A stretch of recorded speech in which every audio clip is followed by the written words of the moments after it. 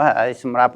គម្រោងមួយនេះវិញគឺជាគម្រោងអគារដែលទប់ជាមួយនឹងរំជួយដីបាទអញ្ចឹងនៅក្នុងការ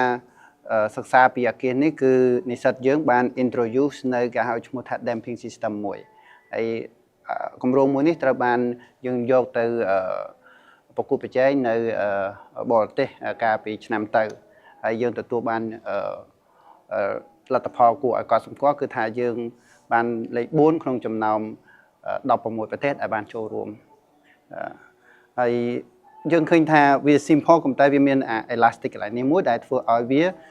ញាក់បានហើយវាអាចទប់ជាមួយរំជួយដីបានហើយនៅស្រុកខ្មែរយើងក៏ព្រួយបារម្ភដែរតាក់ទងជាមួយនឹងប្រព័ន្ធដែលប្រព័ន្ធអគារមួយដែលអាចជួយនឹងទប់ការរំជួយដីនេះព្រោះដោយឃើញរយៈក្រោយនេះឃើញថាមានការរំជួយដីដូច្នេះហើយបានជាយើងក៏ផ្ដោតអារម្មណ៍ទៅដល់ការសិក្សាទៅដល់រំជួយដីរបស់អគារ